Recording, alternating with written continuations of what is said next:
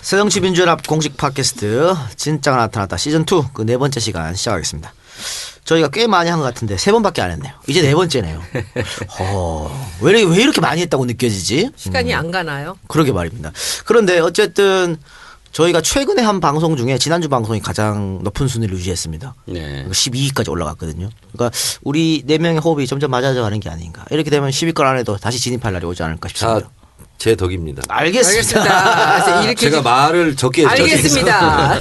예, 방금 다 제덕입니다고 하신 분은 요 근래 최고위원회 하면은 당 대표 옆에 앉으시더라고요. 우리 정청래 최고위원. 이 시대의 참 검색인 정청래입니다. 참 검색이는 뭐예요? 2015년 다음 포탈 있잖아요. 예. 포탈 1년 결산을 했어요. 예. 인물 검색, 인기 검색어 7위를 했죠 제가. 1년 토탈. 1년 토탈. 야, 그것도 통계가 얼마나 나옵니까? 이상한 일을 네? 많이 했으면. 그 통계가 나와요? 다음에서 발표했잖아요. 그 공갈 야. 발언 때문에 그런 거지? 아니지. 공갈도 있고 뭐 당 대표. 원래는 공갈 발언이 5월 8일 날 있었는데 이미 4주 동안 실시간 검색어 4주 연속 1위를 하고 있었어 이미. 그리고 공갈로 5주 연속이 됐어. 네. 됐는데 제 뒷순위가 아주 매우 놀랐습니다. 누구예요? 제가 7위고 예. 8위 이민호 이민호는 뭐예요? 탤런트. 탤런트. 이민호란 9위가 또 놀라운 사람이야. 추신수. 10위가 박원순. 네. 제가 이 대목에서 한마디. 네. 유명하다라는 그 영어가 뭐게요? 지금 노토리오스 얘기하려는 거죠? 네. 그리고 제 앞에 목표가 생겼어. 6등이 유재석이야. 그러지 마. 네. 그게 6등. 그게 제끼야 되겠어. 좋아 선호해서 검색한 거라 도대체 이 인간이 누군데 이런 그렇지. 악명으로 검색될 수도 있잖아. 악명이지. 근데 저도 검색했으니까 옛날에 그랬어요? 이 사람 만나지 말라니까. 누군지 누군가 몰라고. 하고. 근데 anyway 박원순을 제쳤다. 알겠습니다. 네. 그 참고로 1993년도에 초등학생을 대상으로 설문조사했는데 2위가 서태지. 네. 가장 좋아하는 사람. 1위가 김영삼이었습니다. 그때 그랬어요. 그러니까 인기도가 90%까지 올라. 대통령 되고 나서. 되고 나서 그래서 막 개혁 막 할 때. 나온 책 있어. YS는 못 말려. 그러니까 꼭 실시간 검색어 순위가 높고 인기가 있다고 해서 훌륭한 정치인으로 끝나진 않는다. 네. 이 말씀을 제가 드리고 싶어서. 하여튼 뭐 아니야. 인기 여부를 떠나서 하여튼 근데 저는 요즘에 정청래 객관적으로. 의원은 약간 좀 떠오르는 느낌이 들긴 해요. 느낌이. 그 아까 제가 당대표 옆에 앉아 계신다 그랬는데 네. 원래 옆자리였습니까? 아니면 이번에 뭐 여러 명이 사퇴하고 하면서 옆자리 옮겨간 겁니까? 옆자리 옮겨갔어요. 아니 지금 있잖아. 문 대표가 갑자기 해외 순방을 간다든가. 네. 갑자기 뭐 몸살이 나서 못 나온다든가. 그럼 당대표 3위를 내가 옆에. 봐야 돼. 3위를 내가 봐야 돼. 어머나. 네. 아, 그게 이제 그렇구나. 예전에 서열, 선거했던 그 순서입니까? 그렇습니다. 예. 서열 2위가 되셨네요. 그렇지. 당서열 2위. 그렇지. 예. 예, 정말 문 대표 왼쪽 옆에 앉으셨던데 정말 이제 좌장이 된 거 아닌가? 원래는 오른쪽 자리죠. 예. 주승용 최고 자리. 그렇지. 거기에 이제 내 자리가 됐어. 그치. 좋아하시는 거네. 좋아한다기보다는 객관적인 사실을. 본인도 이 상황에 감당이 잘 안 되실 것 같아요. 너무 좋아서. 지금 감당할 준비를 하고 있어 제가. 얼굴이 그냥 방글방글 하시네. 근데 요즘 기자들이 궁금해 미쳐 죽는데요. 왜요? 왜냐하면 정청래 최고위원은 왜 당내 이 상황에 대해서 한마디도 안 했거든요. 제가 지금 공개적으로. 네. 그래서 궁금해서 너무 막 미쳐 죽으려고 그래요. 기자들이. 네. 그래서 내가 한 기자한테 얘기했어요. 내가 말하는 게 당 수술에 도움이 안 된다. 첫 번째. 예. 두 번째는 내가 사실은 안 그래 보여도 조정 중재 역할, 물밑대화 이런 게 내가 전문이다. 그래서 내가 어떤 발언을 한 순간 오해가 오해를 낳고 불신이 불신을 낳는 이 당내 분위기상 내가 그 역할을 하는데 적절하지 않다. 그래서요. 실제로 요즘 있잖아요. 주류든 비주류든 있잖아요. 저한테 많이 찾아옵니다. 의원들이. 찾아와서 자기들 속 생각을 얘기를 해요. 그러면서 이건 어떻게 생각하냐. 또 이건 어떻게 생각하냐. 양쪽에 다. 오늘 그러면 그 해법을 들어봐야 되겠네. 그렇지. 아, 또 너무 우리 방송에서 얘기해 주세요. 그래서 맞아. 그걸 다 들으면서 지금 아마 제가 정보가 제일 많을 거예요. 그렇지. 네. 느끼시겠네요. 내가 말을 많이 하는 것보다 입을 열지 않으니까 더 많은 혜택이 오는구나. 그러니까 침묵으로 강렬한 대화를 하고 있어요. 지금. 예. 근데 12월 5일 이후로 12월 5일 우리 시청에 나갔을 때 이후로 정청래 의원이 좀 다시 보여요. 네. 실제로 저는 그래요. 12월 5일. 12월 5일이요. 며칠 전에 그 전까지는 좀 허접하게 봤나 보죠.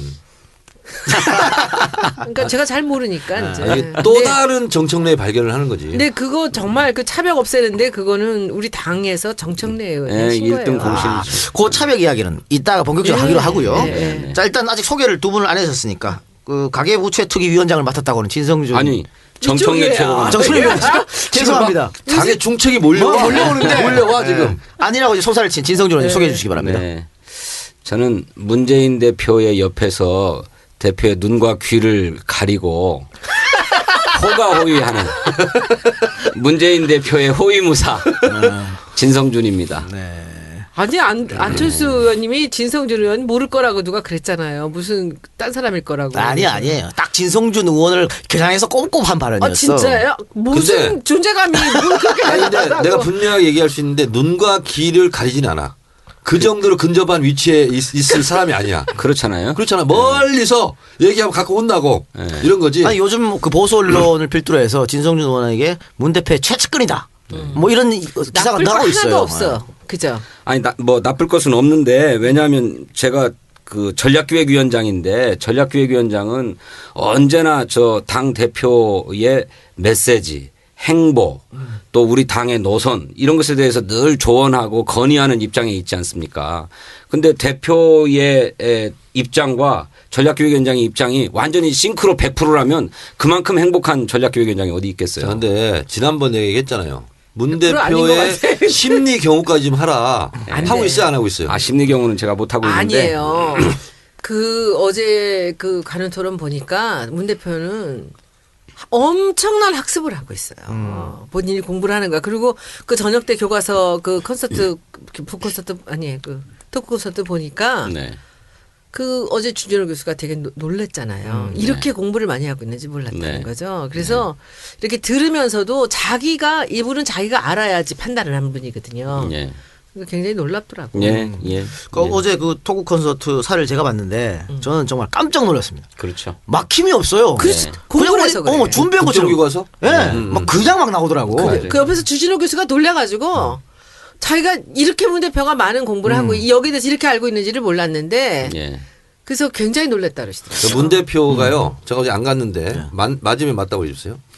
국정교과서 분야 중에서 특히 건국절 분야 있잖아요. 그 파트는 어떤 학자보다 뛰어나더라고. 의총에서 한번 발언했는데 한 거의 강의였어요. 예, 강의였어요. 근데 그거는 저도 놀랐어요. 그거만이 아니에요. 그러니까 그 부분이 제일 명확하게 그 학습이 잘 돼 있더라고요. 아니 그뿐만 아니고 다른 어제는 분들 그 다 건국절 단체는- 파트는 주진호 교수가 예. 해주셨고 네. 네. 근데 사실 문 대표가 난 좀 달라졌다고 느꼈던 게 예전에는 이제 질문하면은 답변하셨거든요. 네. 근데 어제는 치고 들어오지. 치고 막 치고 들어왔다니까. 네. 내가 한마디 더 하겠다 이런 식으로. 그래서 굉장히 바뀌셨구나. 저는 정청래화 됐군. 아니에요. 저는 제가 너무 감동적이었던 게 제가 어제 그 가는 토론 따라갔었거든요. 근데 제가 2시간 동안을 이분의 그 이제 말 한마디 그 4명이 다 굉장히 보수 언론들이잖아요. 한 명 그 경영 빼놓고는. 근데 그 뭐 질문 KBS 기자도 괜찮은 사람이에요. 그 질문 너무 이상했고 그랬거든요. 좌장도. 그런데 야, 저는 문 대표님 굉장히 감동했어요. 왜냐하면 그 이번에 그 저기 11월 12월에 1차 2차 그 집회 얘기가 나온 거예요.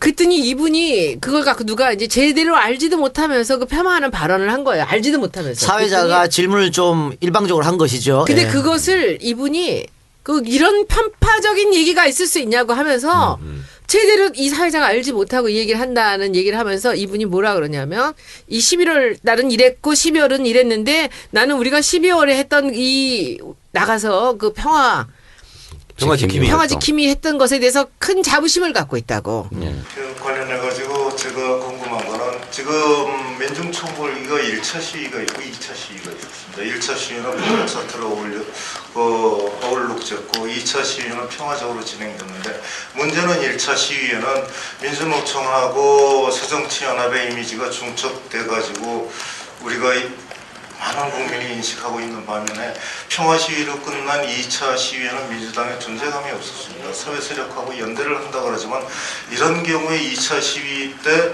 민주당의 존재감이 없었다. 거기 역할 부분이 부각되지 못했다라는 것은 굉장히 죄송합니다. 새정치연합의 역할 부분이 부각되지 못했다 그러는 거는 당 전략이나 무슨 면에서 중요한 문제가 있는 거 아닐까요? 저는 정말 이 질문이야말로 이렇게 편파적인 질문을 할 수가 있는 것입니까? 오히려 2차 시위는 우리 당이 적극적으로 나서서 평화를 중재했고 실제로도 평화 시위가 되게끔 주도적인 역할을 했습니다. 국민들로부터 높이 평가받아서. 어쩜 그렇게 자신감 있게 얘기를 하시는지. 그리고 이분이 워낙 말씀이 없으신 분이었지 말을 못하는 사람이 아니었어요. 근데 자기가 정확하게 알고 있는 얘기가 아니면 얘기를 잘 안 하세요. 근데 어제 그 저녁 교과서 아침 그 관훈 2개 다 깜짝 놀랐어요, 저는. 이제 제가 보면서 야, 우리가 해낼 수 있겠구나. 그런 생각이 들더라고요. 결국은 그 사회자한테 사과를 받았죠. 사회자가 본인 스스로 사과를 왜냐면 했어요. 지가 모르는- 질문을 죄송하게 했다고 네. 그렇게 했는데 자 방금 이렇게 열변을 토하신 분이 우리 새정치민주연합의 손혜원 위원장입니다. 홍보위원장. 인사하세요. 예. 저는 이 어제가 제가 온 지 5개월 됐어요. 근데 네. 이제 오래되셨네요. 5개월 만에 진정한 정치인이 된 것 같아요. 그런데 하나 참 재밌는 거는 이분이 지금 정청래 의원님이 뜨고 있잖아. 우리 이제 이게 호위무사 또. 아 제가 지금 찔찔 얼굴이 뜨고 거리. 있어요. 얼굴이 누렇게. 저는요, 이거 여러분들 되게 놀라운 일이야. 제가 실세 중에 실세로 뜨고 있어요. 아 그래요? 이상한 사람들이 나한테 연락을 해. 음. 제가 상상도 못했던 사람들이 연락을 해서 그 자기 의사를 대표님한테 전달해 달라는. 그 직접적으로 못하고 하는 거야. 그래서 내가 야, 이 사람들이 참 눈치 엄청 보는구나. 네. 드디어 그러면요 내리막길이에요. 저 예. 그러면 엄청 옆에 또 씹거든. 근데 잘못 본 거지. 전문 엄청. 대표님하고 사사로운 얘기를 하는 사이가 아니거든요. 그 우리 셋이서 굉장히 센 사람들이 모인 거예요. 어이없어요. 근데 5개월 됐는데 이제야 뭐 많이 그냥 여기저기서 그냥 얻어 터지고 구설수 오르고 하면서 아 이게 이런 바닥이구나. 뭐 그런 생각이 조금 들어요. 이제 조금 쉽지 않은 것이죠. 익사이팅해요. 죄송합니다. 알겠습니다. 자, 그럼 본격적으로 이야기를 좀 해보도록 합시다. 아까 뭐 문재인 대표가 달라졌다 이런 얘기를 아까 모두 했으니까 자연스럽게 그 이야기를 하고 그 2차 민중총궐기 대회 그 평화시위는 이따가 그 이야기 다음에 하도록 합시다. 자, 일단은 그 문 대표가 안철수 의원이 제안한 혁신전당대회를 거부했지 않습니까? 네. 거부하니까 안철수 의원이 다시 재차 요구를 했습니다. 네. 받아달라. 수용을 했는데 여기에 대해서 문 대표가 어떻게 반응하셨죠? 재차 거부했죠. 재차 거부를 한 거죠. 관훈 토론을 통해서. 간헐 토론을 통해서 거부를 했는데 그러고 나서 이제 안철수 대표가 이제 어떻게 나올지 그건 이제 지켜봐야 될 상황 아니겠습니까? 그렇죠. 그런데 일단 이렇게 되고 간헐 토론에 대해서 강하게 거부를 하자 당내에서 비주류라고 불리는 사람들이 이제 활발하게 자기 입장을 표명했습니다. 일단은 주승용 최고위원 사퇴를 했고요. 이정걸 원내대표, 최재천 의원이 당무 거부를 했죠. 그리고 문병호 의원은 계속해서 언론사를 돌아다니면서 인터뷰를 하는데 본인은 탈당할 것이다 라고 천명을 했고 나 말고도 1차, 2차, 3차를 통해서 한 30명쯤 탈당할 것이다. 이렇게 구체적인 인사까지 몇 명인 것까지 이제 이야기하기 시작했습니다. 이 사태까지 이르렀는데 이제는 그러면은 이렇게 되면 이분들을 나가는 수순이 돼야 되는 거 아니냐 뭐 이런 지적도 있고 지금 문 대표는 안철수 의원은 탈당은 하지 않을 것이다 이렇게 말씀하셨죠. 그리고 이분들에 대해서는 이것은 그냥 당 대표의 흔들기다 이렇게 결정을 그렇게 정의를 내리셨는데 지금 당 안의 상황은 솔직히 어떻습니까? 그러니까 이분들이 말하는 문병호 의원이 말하는 한 30명쯤 탈당할 것이다 이런 거에 대해서 당 내에서는 어떤 반응을 보이고 있죠? 안철수 대표가 탈당하면 안 된다는 제 입장이고요. 그리고 탈당을 만약에 하게 되면 글쎄 몇 명이 탈당할 수 있을까 봤을 때 이렇게 많지는 않을 것 같아요. 그럼 이렇게 물어보죠. 안철수 대표 전 대표가 탈당을 하지 않으면 그 탈당 숫자는 당연히 줄어들 것이고요. 네. 만일 안철수 전 대표가 탈당을 하면 그 숫자가 훨씬 많아질 거 아니겠습니까? 근데 그 숫자도 제가 파악하고 있기로는 그리 많지 않다. 안철수 전 대표가 탈당을 하더라도 네. 동반 탈당은 많이 없을 것이다. 네. 잠깐. 왜 안철수 대표가 탈당을 하면 동반 탈당을 해? 그 사람에 따라가는 사람이 있는 거예요? 그렇죠. 그러니까 안철수 우리가 알기로 별로 없는 것 같은데. 그러니까 정당이란 걸 만들려고 하면 명분이 있어야 되고 그 대통령 후보가 하나 있어야 되거든요. 그런데 지금 탈당하면 명분도 없고 대통령 후보도 없잖아요. 그럼 그 당은 굉장히 성공하기가 어렵습니다. 그러니까 지금 그 천정배 의원도 안철수 의원을 계속 손잡자고 하는 것. 그러니까 박주선이나 그 박준영 전남지사하고는 손 안 잡고 계속해서 안철수랑 러브콜 보내는 것도 바로 그런 거거든요. 어떤 후보가 하나 있어야 되니까. 그래서 대선 주자가 없으면 당이 성립을 할 수가 불가능하니까. 그런데 이 새정치민주연합에 있는 사람들이 제대로 생각을 한다면 지금 그쪽에 어떤 세상이 열릴지도 모르는데 그 양반이 나간다고 따라간다는 건 좀 이상한 일 아닌가? 그러니까 문 대표는 안철수 의원이 탈당을 바라지도 않고 탈당 안 할 것이라 얘기를 했습니다. 진성준 의원 얘기 좀 해주세요. 그러니까 탈당이라고 하는 것이 정치 생명을 거는 일이죠. 네. 그래서 정치인으로서는 함부로 할 수 없는 일인데 더욱 탈당하기가 어려운 거는 저는 안철수 의원은 이 새정치민주연합을 만든 창업 주역이고 공신이잖아요. 1등 공신이죠. 코파운더지. 예. 그런데 그런 분이 자기가 만든 집을 부수고 나간다. 이거 상상하기 어려운 일입니다. 더구나 탈당의 명분도 약해요. 안철수 의원이 제기한 이른바 혁신전당대회에 대해서 찬성하는 당내 여론이 하나도 없습니다. 총선 코앞에 두고 전당대회 하면은 이건 완전히 당을 깨자는 얘기다. 그래서 찬성하는 여론이 전혀 없는데 그거를 수용 안 해준다고 해서 탈당을 한다? 만약에 그렇게 전당대회 소집이 기묘하고 절박한 일이고 우리 당원과 지지자들이 요구하는 바라고 하면 당원이 규정하고 있는 대로 대의원 3분의 1 이상의 서명을 받아가지고 전당대회 소집을 요구하면 됩니다. 그러면 누가 뭐 거부할 수도 없이 전당대회를 열 수밖에 없는 상황이 돼요. 주승용 최고가 언론과 인터뷰에서 당의 이런 상황을 수습할 수 있는 사람은 김한길 전 대표밖에 없다. 이런 얘기를 했거든요. 김 전 대표가 여기에 대해서 당 내용상에서 지금까지 얘기한 게 없죠. 요 근래에 들어서. 내일 얘기한다잖아요. 내일이나 내일 모레 뭐 얘기한답니까? 발표한다고 그러대요. 그러면 또 문 대표가 오늘 이종걸 원내대표하고 어젠가요 전화통화 밤늦게 하면서 당무 거부하려면 당직을 사퇴해라 이렇게 좀 더 강한 게 나왔거든요. 네. 최고위원회에서는 어떤 이야기가 오고 가고 있습니까? 오늘 최고위원회에서는 이종걸 원내대표에 대해서는 선출직이기 때문에 네. 유감스럽다 이렇게 표현을 했고 그다음에 정무직 임명직 당직자는 당대표가 임명한 거잖아요. 그렇기 때문에 거기는 경고한다 이렇게 얘기했죠. 그러면 어쨌든 임명직은 해당 행위로 간주를 해서 다시 뭐 당대표 임명할 수도 있는데 혹시 이 원내대표는 어떻게 되는 것이죠? 만약에 이종걸 원내대표가 내려놓으면 어떻게 되는 겁니까? 다시 뽑는 겁니까? 그렇죠. 그 원내대표는 당연직 최고위원이거든요. 그러니까 의원들이 선출한 거죠. 그래서 탄핵을 받지 않고 본인이 스스로 사표를 내지 않으면 그냥 유지하는 거죠. 내려놓지 않지 않겠어요? 글쎄요. 그거는 그건 잘 만큼의 결기가 모르겠는데 있을까? 이종걸 원내대표가 당무 거부를 하겠다고 하고 지금 연일 최고위원회에 불참하고 있거든요. 그래서 오늘 의원총회가 열렸을 때 의원들의 성토가 쏟아졌습니다.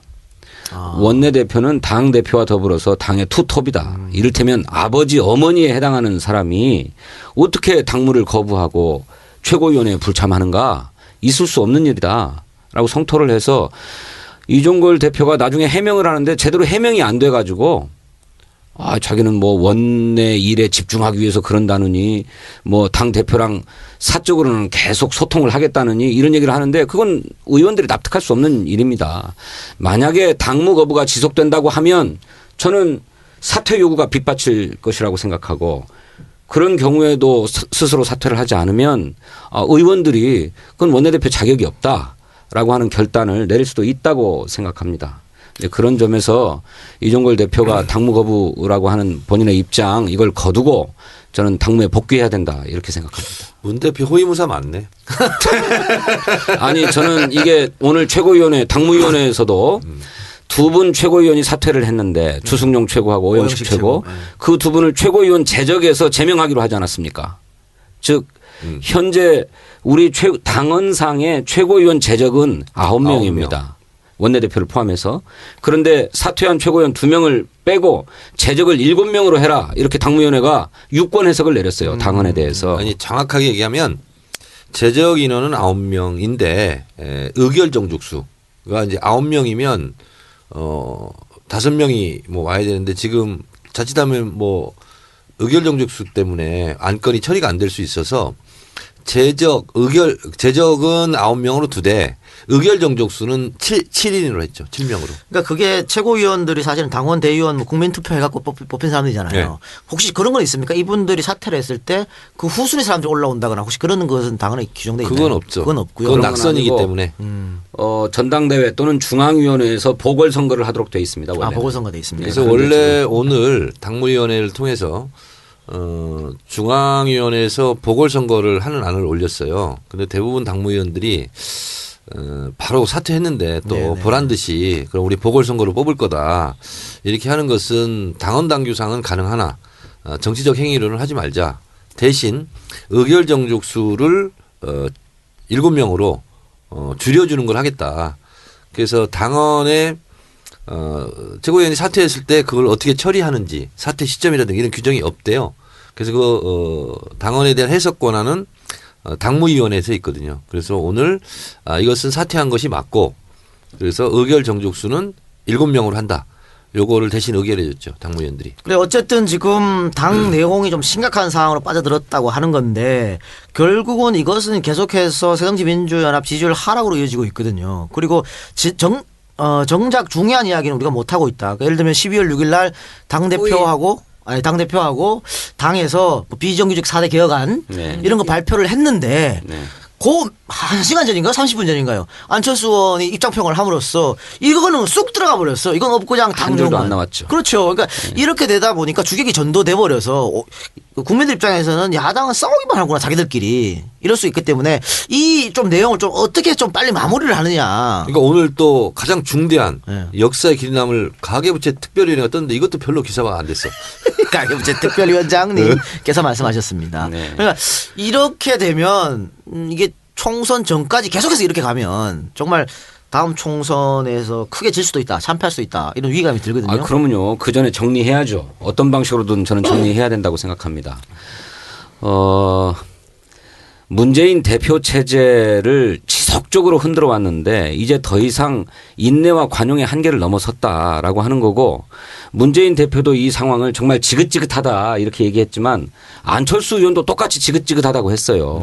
그리고 2분 이상으로 이 당의 내용을 바라보는 우리 당원과 지지자들 국민들은 더 지긋지긋해요. 그렇죠. 그냥 속이 새까맣게 타고 있지요. 그래서 반드시 정리해야 됩니다. 어떻게 정리할 것인가? 당내에서 여러 가지 안들이 나오고 있는데 저는 이 안들이 다 해법이 아니라고 생각합니다. 저는 문재인 대표를 중심으로 해서 똘똘 뭉쳐야 된다. 근데 문재인 대표만으로 부족하니 당의 간판 정치인들이 서로 힘을 합하자라고 해서 이른바 문안박 연대를 제안한 것 아닙니까?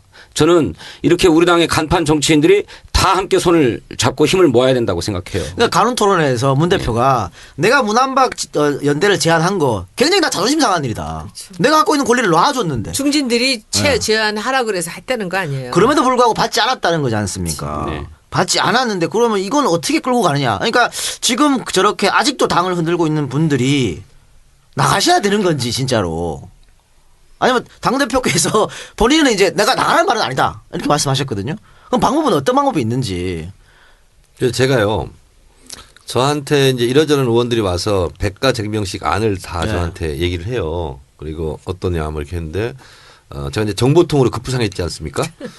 그래서 제가 몇 가지 안 저한테 와서 제안했던 안들에 대해서 이제 소개를 한번 해볼게요. 사실 이제 문 대표를 공격하는 측은 목표는 같아요. 문 대표 사퇴해라. 네. 근데 그것을 주장하는 이유는 또 다 달라요. 이유는. 그래서 어떻게 달라요? 3가지만 얘기해 보세요. 예를 들면 이런 거죠. 안철수 대표가 제안했던 혁신 전대 있잖아요. 이것은 비주류조차 지지하지 않아요. 그렇죠. 네, 그거는 말이 안 되는 말도 안 제안이다. 그래서 실제로 그것은 지지하지 않지만 안 대표를 지지하는 것처럼 지금 포장이 돼 있죠. 그것은 그렇죠. 공동의 목표가 반문재인이기 때문에 이제 그런 거죠. 예를 들면 이런 제안들을 저한테 쭉 늘어놓더라고요. 하나는 뭐냐면 문 대표를 일단 사퇴시키고 그 다음에 비대위를 꾸리자. 하나는 좀 잦아들었어요 이제. 왜냐하면 문 대표가 이제 강하게 나가니까. 그 다음에 온 제안이 뭐냐면 이제 뭐 백가정명식으로 논란이 있는 것이 그러면 문재인 대표를 포함해서 6인 일종의 공동 대표를 하자. 이제 그런 6인 거죠. 공동대표. 네. 그 6인이 누구입니까? 문재인 대표를 포함해서. 문재인, 안철수, 김한길, 정세균, 문희상, 박지원. 네, 이렇게 나름대로 지분이 있거나 전 대표였던 분들이 공동 대표를 하고 문재인 당대표는 6분의 1의 대표 권한만 행사해라. 이렇게 됐고 그다음에 그러면 최고위원회에서 그 6인에게 많은 권한을 위임해 주고 최고위원회는 일상적인 당무 이런 것을 처리해라.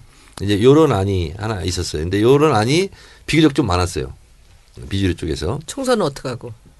그러니까 그 6인이 책임지고 하겠다는 그럼 거죠. 비주류에서 요구하는 거니까요. 그렇죠. 그게 요구하는 안이. 나눠 갖자는 개파 연합 지도 체제. 그리고 나눠 이제 갖자는 거지. 오늘 또 이제 저한테 또 어떤 의원이 와가지고 예. 이건 어떠냐 하고 이제 저한테 얘기한 것은 문재인 안철수 공동대표 그리고 나머지 위원들은 비대위원 이렇게 해서 하는 게 어떻겠느냐 이런 것도 있고 또 하나는 좀 극단적인 주장일 수 있는데 문재인 안철수 다 들어가라.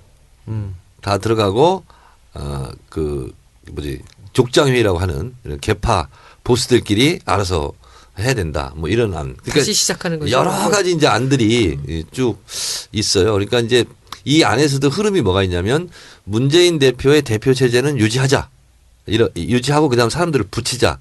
이런 안이 좀 더 다수 그 안에서는 좀 다수안이었고 또 하나는 문재인 안철수 둘이 그냥 공동대표 하면 어떠냐. 요런 게 이제 또 약간 좀 소수로 이렇게 이게 이제 아니에요. 이게 뭐 수수반이 되는지 안 되는지는 떠나서 이런 이제 백가쟁명식 이제 이런 안들이 많이 물밑에서 많이 있어 왔어요. 아니 이제 그런데 그 제안들이 다 문재인과 안철수가 서로 힘을 모으자라고 하는 제안에서 긍정적인데 네. 그게 이를테면 문안박 공동 지도 체제 혹은 공동 대표 체제와 전혀 다를 바가 없는 제안이거든요. 자, 그런데 문안박 체제에 대해서 또 이제 비판하는 쪽에 왜 박원순 시장을 넣었냐 이런 그렇지. 거잖아요. 그렇죠. 네. 그래서 이제 진성준 의원은 호위무사이기 때문에 이런 얘기를 못 들어.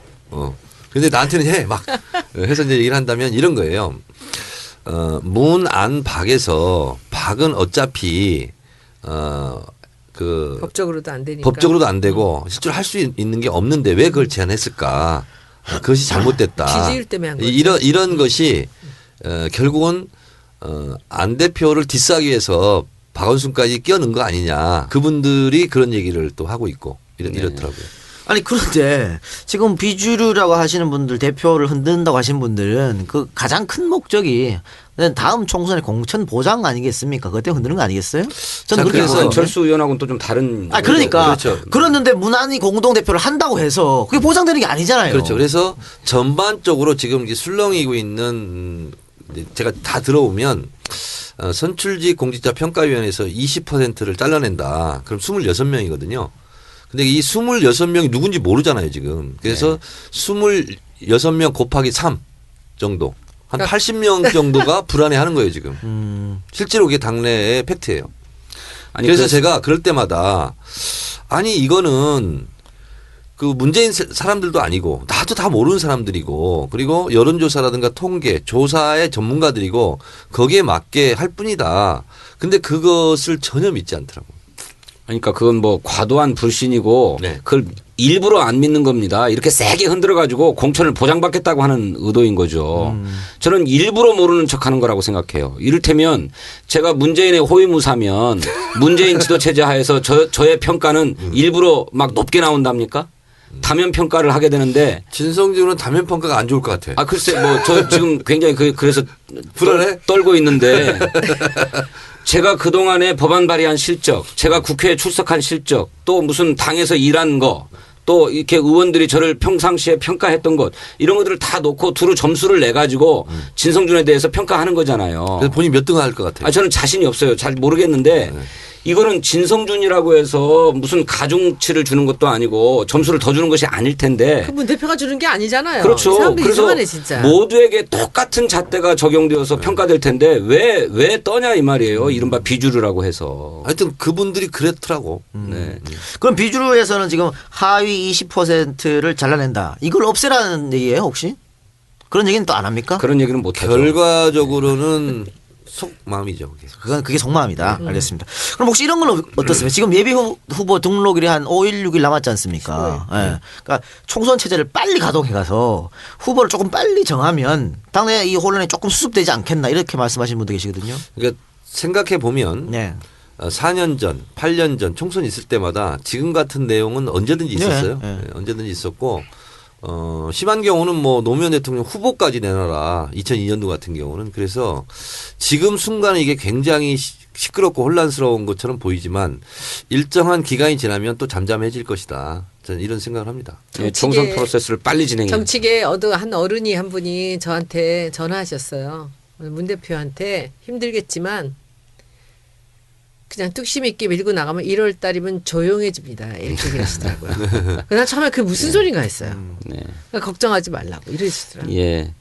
그래서 저는 결국 공천 혁신에 대한 불안감 때문에 이렇게 총선 시기, 공천 시기에 늘 나오는 그런 갈등이고 혼란이다.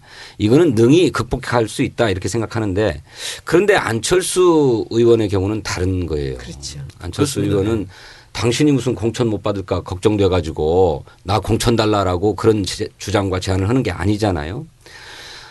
모르겠습니다.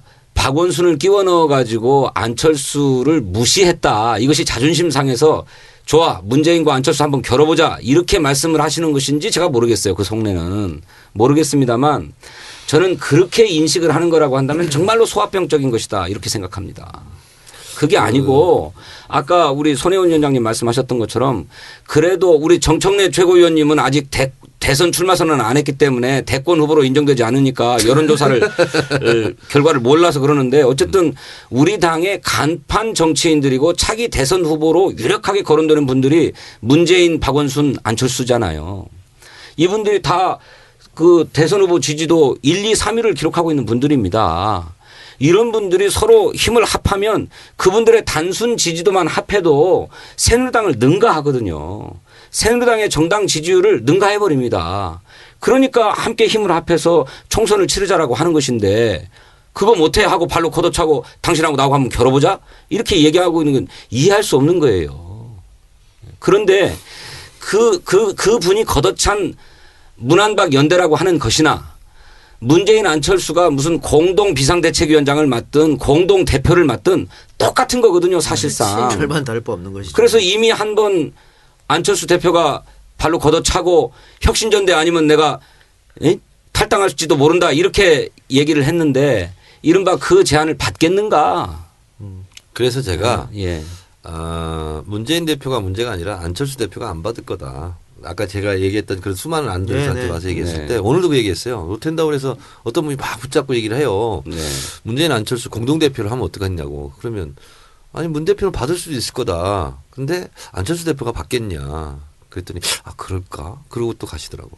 그 문 대표가 총선 체제를 조금 빨리 하겠다 이런 말씀도 하셨잖아요. 예, 속도감 있게 해야 속도감 있게. 이 일정이 어떻게 되는 겁니까? 후보 결정이 나려면은 뭐 여러 가지 공천도 작업이 있어야 될 텐데 지금 어떻게 예정돼 있습니까? 그런 작업들이? 지금 최고위원회에서 이제 논의를 시작했습니다. 제일 먼저 해야 될 것이 총선 기획단을 만들고 그 총선 기획단에 개략적인 공천 프로세스나 총선 전략, 공천 컨셉 이런 것들이 정리가 되면 이제 공천관리위원회 그다음에 전략공천위원회 이런 것들을 원래 당헌상으로는 다음 주에는 다 구성하도록 돼 있어요. 네. 그러니까 그 이전에 오늘 지금 수요일 날 우리가 녹화를 하지 않습니까? 네. 오늘 오후 3시까지 공약 이행사항 자료를 선출직 평가위원회에 제출해라. 네. 그래서 오늘 다 제출했을 거예요. 거기에 제출하지 않은 분이 있다면 그분이 탈당을 염두에 두고 있지 않을까? 이런 생각이 좀 들고요. 그래서 프로세스는 이미 진행되고 있고 하고 있다라는 거고 그리고 이제 어쨌든 지금 그 진성준 의원이 말한 총선 뭐 기획단이라든가 뭐 이런 건 다 지금 가야 되는데 일단 비례대표 그 뭐죠? 시행세칙 네. 설치 TF는 이미 통과가 됐어요. 위원은 구성 안 됐지만 네. 그래서 지금 프로세스로 지금 착착 하나둘씩은 가고는 네, 있어요. 예, 진행하고 있습니다. 하위 20%를 선정하는 것은 언제쯤 될까요? 그러니까 이게 중요한 게 하위 20%가 선정이 되면 탈당을 하든 뭘 하든 결정이 날 것 같거든요. 그래서 그러니까, 예. 그래서 그 활동 시한이 1월 13일까지예요. 그럼 그 13일 안에는 결정이 돼야 되는 겁니까? 안에는 결정이 되어 있을 건데 공개하지 않습니다. 아, 그래요? 그리고 그 자료를 그냥 공천심사위원회에 제출해요. 그리고 공천심사위원회에서 그걸 보면서 이 사람은 하위 20%에 해당되니까 심사를 하지 않겠다. 이제 이런 절차를 야, 무섭다. 하는 거죠. 경선도 있을 거 아닙니까? 그렇기 때문에 20%에 들어가면 심사 대상이 아니에요. 아예 배제되는 배제된다? 거죠. 나머지만 갖고 심사해서 빨리 경선 통보를 후보자를 해줘야지. 고르는 나중에 거죠. 하면 어떻게 사람들이 준비할 시간을 줘야지. 그렇기 때문에 이런 이제 게 팽배해요. 선출직 평가위원회에서 평가 끝나면 그것이 보안 유지가 되겠느냐? 그렇죠. 그러면 그렇죠. 세워나갈 당연히 수 있다. 세워나가지. 예. 그러면 그때는 탈당도 못한다. 그렇죠. 그렇기 때문에 그 전에 하자. 그러니까 네, 뭐 이런 얘기들이 지금 나갈 거라면 빨리 오고 따라 가죠. 나가는 게 좋잖아요. 어쨌든 내용을 당내 내용 상황이 정리가 되려면은 탈당이든 어떻게든 결판이 나야 되는데 결판이 안 나고 계속해서 탈당할 거라고 하면서 쭉 끌고 가면 당 내분이 계속 혼란되니까 그게 문제점이라고 보고요. 어쨌든 문재인 대표는 어제 그 관훈 토론을 기점으로 해서 굉장히 강한 모습으로 변모한 것 같습니다. 그래서 뭐 유정걸 원내대표한테도 당무 거부하려면 당직 사퇴해라 이렇게 또 굉장히 큰 어조로 좀 이야기를 했다 그래요. 그런 거 보면은 많이 변한 게 아닌가 싶기도 합니다. 어쨌든 이건 조금 더 지켜봐야겠죠. 저희로서는. 네. 네, 조금 더 지켜봐야죠. 지켜보도록 하겠습니다. 자, 그리고 아까 우리가 이야기하기로 했던 거요. 우리 12월 5일 날 2차 민중 총궐기대가 있었는데 어떻게 보면은 그 평화 집회, 평화 시위가 시위로 끝나는 게 진짜가 나타났다의 덕이 아닌가. 스타트가 진짜가 나타났다. 덕이 아니라 사실이에요. 사실입니까? 네. 네, 그런 생각이 들어요. 설명 좀 해주세요. 제가 그 다음 날 네. 그러니까 진성준 의원님도 그날 약간 좀 부정적으로 비관적으로 얘기하셨죠. 그게 아. 이게 되겠나? 12월 5일 네. 전에 우리가 방송했을 때. 네네네. 네. 근데 저는 그 안이 그리고 정청래 의원도 옆에서 내 눈치를 딱 보니까 이게 말은 되는데 그게 설마 되겠나? 그래서 제가 문 대표님한테 말씀드렸어요. 그랬더니 문 대표님이 하죠. 그때 겁이 덜컥 나는 거야 내가. 이거 어떻게 해. 하죠 하더니 나 진짜 제가 너무 놀랐어요. 내가 이번에 희망을 봤다는 게 문 대표님이 그날로 그 순간부터 일을 시작하시더라고요. 이하경 의원 하고 그 순간 그리고는 정청래 의원님 하고 이렇게 했는데 이 차벽이 없어진 거 전 친구들 만나도 얘기하고 다 아주 정확하게 제가 설명을 해주는데 그 차벽이 어떻게 그렇게 쉽게 없어집니까? 그게 누가 해달란다고 없애는 것도 아니고 그리고 우리도 그걸 한 번 했겠습니까? 몇 번 하셨어요. 그리고 얘기하고 그리고 우리가 나간다. 근데 그 사람들도 처음에 그랬겠죠. 설마 이 사람들이 얼마나 나올까? 근데 나간다. 또 하고 차벽 없애달라. 나간다. 하니까 나중엔 이 사람들도 야 국회의원이 그래도 20-30명 나온다면 이거는 이 사람들을 믿고 없애도 되지 않을까. 이런 신뢰 갖지 않았겠어요? 얘기해 보세요 한번. 중간 속사정을 좀 보고 차원에서 말씀드리면 이제 경찰청을 항의 방문도 2차례 갔었고 예. 그리고 처음에 대책위원회에서 된 집회 시위를 불허했어요. 원래 불허가 불법입니다. 예. 그리고 가처분 신청을 해서 법원에서 받아들인 거죠. 그렇죠. 네. 그래서 1차로 신고했던 그 집회가 이제 허용이 된 건데 그리고 나서 이제 법원의 가처분 신청 재판을 기다리는 중에 시민연대에서 다시 집회 신고를 했어요. 또 했죠. 했는데 그 시민연대 이름으로는 소위 말하는 폭력 집회가 한 번도 없었습니다. 그렇기 때문에 집회를 불허할 명분이 없었어요. 그 상황에서 이하경 의원하고 저하고 저희 방에서 서울청 정보부장을 불렀어요. 그 집회를 불허할 건가 말 건가를 판단하는 위치에 있는 정보부장을 예. 불렀는데 경찰이 그 제안을 하더라고요. 예전에도 민주노총 이런 데에서 평화적인 시위 집회를 하겠다. 그래서 MOU를 작성한 사례가 좀 있었대요. 네. 그래서 이 MOU를 작성해 주면 여권 내부에서도 뭐 불허해라 강경 방침이 있기 때문에 경찰이 하나의 명분으로 쓸 수 있다. 네. 그래서 저하고 이하경 의원은 뭐 그게 좋겠다 이렇게 생각을 하고 이하경 의원이 이제 접촉을 했는데 못하겠다. 그건 받아들일 수 없는 받아들일 수 것이죠. 없다. 예. 그러면 관례가 된다 이게. 그렇지. 앞으로 시위할 때마다 그럼 MOU 체결해야 됩니까? 그렇죠. 그래서 거부를 했어요. 네. 그 상태에서 법원 판결이 있었던 거예요. 그러니까 이제 경찰은 이제 집회를 막을 명분이 없어졌죠. 막을 명분이 없어졌고 실제로 경찰 최고위층 같은 경우는 저한테 실제로 얘기했어요. 의원님 그거는 저희도 어쩔 수 없이 이런 상황인데 그냥 법원 판단을 맡겨보시고 그러면 허가가 나면 우리는 뭐 이랬으니까 허가할 수밖에 없다. 이렇게 하면 피차가 더 클리어하지 않겠느냐. 이제 이런 입장도 있었는데 그래서 법원이 이제 판결을 하고 나니까 결국은 경찰이 이제 수사에 몰린 꼴이 되잖아요. 그 상태에서 이제 협상이 들어간 거죠. 네. 그래서 어떻게 보면 그 차벽을 없애고 한 것 자체가 우리 당의 노력만 있었던 건 아니고 예. 법원 법원의 판결이 판결이 있었기 아주 때문에 그게 결정적이었죠. 네. 그래도 그 시위는 집회는 허가를 해도 차벽을 그렇게 맘 놓고 없애기 쉬운 일은 아니에요. 그렇죠. 그러니까 그건 근데 쉬운 일 아니에요. 제가 집- 보기엔 국회의원들 믿은 거예요. 그렇기도 하고요. 하지만 집회를 허가할 수밖에 없는 상황에서는 차벽을 설치할 수가 없죠. 왜? 차벽 설치의 원인이 명분이 뭐였냐면 이거 불법 집회인데 저들이 강행한다고 하니 그 집회를 못하게 차벽을 세우겠다 이런 거였거든. 아니에요. 못 넘어오게 한 거지 왜 못하게 한 아니 거야? 그래서 예전에는 집회장을 확 둘러가지고 차벽을 쌓기도 했고 하긴 이 안에서 하라는 거죠. 그다음에 그렇죠.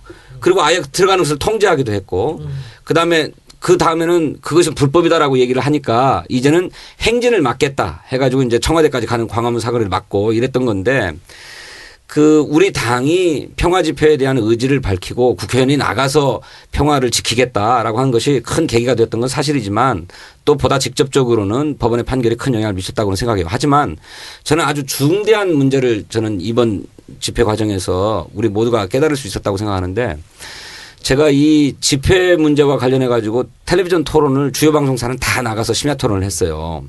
그랬는데 그때마다 저들이 들고 나왔던 얘기가 뭐냐면 쇠파이프와 밧줄을 준비해 가지고 폭력 시위를 준비해 가지고 오는데 그걸 차벽을 어떻게 안 세우겠느냐. 그러니까 폭력을 준비하고 있기 때문에 차벽으로 막을 수밖에 없었다라고 하는 것이었어요. 그런데 저는 차벽을 안 세우면 폭력도 없다. 차벽을 세우니까 그걸 넘어서야 되겠다고 생각해서 쇠파이프가 등장하고 밧줄이 등장하는 거다. 이 논쟁이 달걀이 먼저냐 닭이 먼저냐 식으로 계속 이 이루어졌는데. 대목을 한번 제 생각을 말씀을 드릴게요. 네. 우리가 미리미리 얘기를 했잖아요. 한 일주일 전부터 나간다. 네. 그렇죠. 국회의원들이 나간다. 네. 저 사람들만 준비했겠어요? 이쪽에서도 준비한 거예요. 아, 노동자들도. 그때 저 사람들이 차벽을 세우지 않도록 이 국회의원들이 딜을 하고 있는데 어떻게 새 파이프를 들고 가요? 네, 물론 그렇습니다. 그게 양쪽이 같이 네. 그 얘기를 같이 들은 거예요. 그리고 중간에 서신 거예요, 여러분들이. 네, 네. 그래서 그게 뭐 그분들이야 때까지 그런 식으로 시위를 했으니까 쇠파이프 없이 무슨 시위를 하는가라고 하겠지만 이번에는 그 면이 굉장히 저는 훌륭했다고 봐요. 양쪽이 네, 네. 다 양쪽이 다 내려놓고 한 거예요. 그러니까 노동자들도 이번에는 평화시위 하겠다고 이야기를 했는데 그 경찰이 안 받아들여서 집회를 계속 그렇지. 불허한 거였었잖아요. 네. 안 믿지. 네. 그런 적이 근데 이제 없으니까. 물론 우리 당에서 조정중재 역할을 한 것이 뭐 그 영향을 미쳤다고 봅니다, 미쳤다고 저는. 이제 네. 보는 건 뭐 크게 사실이고요. 미쳤죠. 처음 시작부터. 제가 이제 겸손하게 말씀드리는 겁니다. 그리고 또 하나는 이제 저는 이제 경찰하고 협상을 했던 사람으로서 결정적인 계기가 두 가지가 있어요. 아까 법원 판결은 얘기를 했고 또 하나는 주최 측에서 행진 코스를 청와대로 하지 않았어요. 네. 그래서 종로로 해서 종로 5가로 해서 자유전에서 대학로까지. 대학병까지. 그래서 경찰이 지금까지 명분을 삼았던 것이 청와대로 향하는 것. 우리는 그래서 광화문 노탈에서 막을 수밖에 없고 그렇게 해서 차벽을 쳤다. 근데 이것도 경찰이 더 이상 주장할 수가 없게 된 거죠. 코스를 바꿨어. 그리고 법원 판결에서도 나와 있듯이 집회 주최 측이 이번에는 평화 시위를 하겠다 하고 계속 얘기했고 또 우리 당에서도 얘기했고 이랬는데 마지막 고민이 하나 있었어요. 사실은 뭐였냐면 종로 보신각 있잖아요. 그러면 민주노총 한상균 위원장이 조계사 있었던 쪽으로. 조계사 쪽으로 행진대회를 갑자기 이탈하면 어떡할 거냐. 그럼 우리는 경찰을 막을 수밖에 없다. 네. 그래서 그거는 그럴 일이 없을 거다. 그건 보장한다. 그래서 정 불안하다면 경찰 병력은 시위 군중이 보이지 않는 곳에 대기하고 있어라. 그래서 경찰이 많이 동원됐고 실제로는 대기하고 있었어요. 예, 예. 물차도. 숨은 상태로. 네, 숨은 상태로.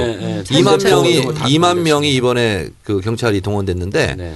실제로 보이지 않았죠. 네. 시위 군중들에게는. 그래서 그거는 경찰이 좀 잘한 것 같아요. 네, 그런 것 같습니다. 국회의원들이 몇 분 정도 참가하셨죠 시위에? 한 50여 명, 53명. 53명. 명단 올렸어요 제가. 네. 53분이 참여를 하셔가지고 뭐 오랜만에 야당다운 야당의 모습을 보셨다 이런 칭찬이 많았는데 직접 참가하셨어요. 근데 직접 참가하실 때 군중들로부터 욕도 좀 얻어 들으셨다면서요. 그동안 야당이 한 게 뭐냐 이렇게 또 항의하셨던 분도 계셨다고 그러던데요. 저는 못 들었는데. 아 그렇습니까? 네. 대체로들은 잘 나왔다. 아. 진작 이렇게 좀 하지. 너무 좋아했어요. 예, 뭐 이런 거였어요. 그리고 더 막 열심히 싸워달라 막 이런 아, 주문도 중간에 많았고. 이제 술 취한 사람 저 이제 문 대표님이 따라서 쭉 가보니까 잠깐 이렇게 서 있는데 약간 이제 작전 세력들이 좀 오는 것 같다는 느낌이 좀 들었어요. 근데 저는 한 두 사람을 봤어요. 근데 그게 뭐 따지거나 뭐 분하고 이런 게 아니라 아주 의도적으로 그런 사람들을 보긴 했는데 그것도 굉장히 잘 네.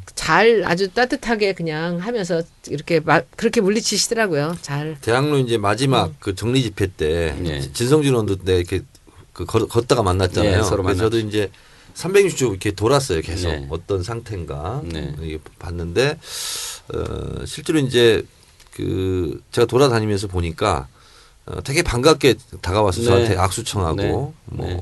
사진 찍자는 분도 있고 네. 오늘 뭐 잘 나오셨다. 네. 그리고 이제 제 깔때기 하나 되면 맨날 정청래 의원만 봤는데 오늘은 너무 여러 명 국회의원을 봐서 너무 좋았다. 네. 이런 얘기를 실제로 그 많이 했어요. 대표가 나갔으니까 50여 분 다른 국회의원들 나간 거 아닐까요? 대표가 안 나갔으면 아니에요. 50여 분 다 나오셨을까요? 이종걸 원내대표가 소집 명령을 내렸어요. 아, 그랬습니까? 문자로 해서 의원들 많이 나와달라. 원내대표 명의로 문자를 보냈습니다. 근데 이제 차츰차츰 한 분씩 이렇게 오시는데 저는 정말 30명만 나와주면 소원이 없겠다고 생각했거든요. 그런데 53명이 오셨어요. 많이 가셨네요. 그리고 끝까지 이번엔 정말 독특한 게 하나 있었던 게 누가 뭐 사진 찍고 뭐 어디 자료 내고 하는 이런 정도 내 개념이 아니었어요. 시작부터 끝까지 다 같이 걸었어요. 네. 그게 참 중요했어요. 그리고 생색 내려고 아무도 하지 않았고요. 네. 그리고 마지막 순간까지 문 대표님이나 정청래 의원님이나 이 앞에 계신 이번에 일을 성사시키신 분들은 굉장히 긴장했어요. 제가 그걸 많이 느꼈어요, 옆에서. 이게 무슨 일이 벌어질지 모른다. 이게 끝나야 끝난 거지. 그렇죠. 이런 거를 생각을 하시면서 끝까지 가서 저는 왜냐하면 그게 너무 돌발 감동이었어. 사고가 터지고 그렇죠. 예. 또 이제 뭐 경찰과 시위대가 같이 맞붙어 싸우고 막 몸싸움하고 이런 상황인데 그 집회를 문재인 대표가 같이 있었다. 이게 좀 부담이 됐던 건 사실이죠. 근데 이 대목에서 저도 하나 짚을 것은 이런 평화 집회로 해피엔딩으로 끝나는 경우가 극히 이례적인 일이라는 거죠. 조계사의 경찰이 지금 이 순간 진입에 있고 또 자승 총무원장이 하루만 말미를 달라. 그래서 오늘도 저 경찰청장하고 통화도 하고 문자도 하고 오늘도 계속 했는데 네. 결국은 이것도 평화 집회 해피엔딩으로 끝난 것도 이례적인 일이지만 종교 시설에 또 경찰이 이렇게 침탈한 것도 굉장히 이례적인 일이거든요. 그 얘기를 자연스럽게 좀 하시죠. 예, 그러니까 지금 한상규 민주노총 위원장이 조계사에 들어가 있는데 이제 24일째 정도 됐다고 해요. 예. 됐다고 하는데 일단은 경찰이 구속영장을 발부를 했습니다. 검찰이. 네. 이것은 1, 2차 뭐 민중총궐기 불을 이게 불법 집회인데 주도를 했다. 뭐 이런 걸로 그 전에 것도 몇 개 있었습니다만 네. 어쨌든 그렇게 했는데 방금 정청래 의원 말처럼 공권력이 종교시설에 들어가는 거 정말 어렵거든요. 쉽지 네. 않은 일이고 그 기독교 편향을 보였던 MB 정권에서도 미국산 소 파동 났을 때 네. 그때도 조계사로 한 118일 동안 피신해 있었는데 결국은 들어가지 않았었거든요. 네, 안 들었어요. 근데 오늘 수요일 날 우리가 녹음하니까 오늘 4시에 들어가서 체포하겠다 해서 경찰 병력이 추가가 됐었고 실제로 한 1000명이 그렇죠. 예. 조계사 경내로 진입한 진입했죠. 거예요. 했는데 네, 몸싸움도 벌어지고 예, 그랬잖아요. 자성 총무원장이 5시에 긴급 기자를 하게 해서 하루만 더 기다려달라. 지금 이런 상황 아니겠습니까? 네. 근데 이게 이렇게 해서 어디 종교시라 소도 같은 곳인데 이게 정말 군부 독재 시대 때도 여기는 안 건드렸던 그런 곳 아니겠어요? 이렇게 지금 무리하게 20며칠밖에 되지 않았는데 정부가 무리하게 시도하는 이유가 뭘까요? 이게 결국은 또 노동자의 싸움, 국민과 국민과의 싸움을 붙이려고 그러는 걸까요? 갈등을 촉발시키고. 박근혜 정권이 네. 다분히 의도적이라고 우리가 판단할 수밖에 없는 게요. 네. 12월 15일 날 평화 집회로 끝났어요. 해피엔딩으로 12월 끝났어요. 5일. 12월 5일. 12월 6일 날 갑자기 대대적인 수사 뭐 검거 계획을 밝히고 어허. 어떻게 보면 12월 5일 날은 신사협정을 한 거 아닙니까? 서로 양측에서.